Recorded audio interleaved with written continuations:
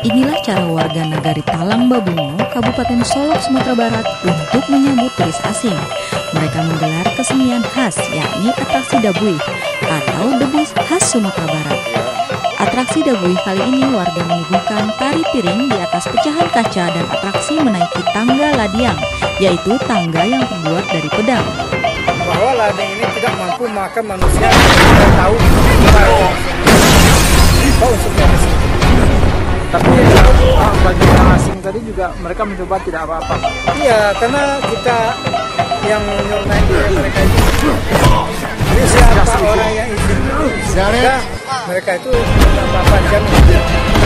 Sebelum atraksi, untuk merasakan pedang, sang guru memamerkan ketajaman pedang. Acara dimulai dengan atraksi dua orang penari menari piring di atas pecahan kaca. Kemudian dilanjutkan dengan atraksi naik janjang ladiang. Para turis asing ini pun mau ketinggalan untuk menonton. Turis asing melakukan atraksi tanpa terluka. Tentu saja karena atraksi ini diawasi dan dikendalikan oleh para guru silat.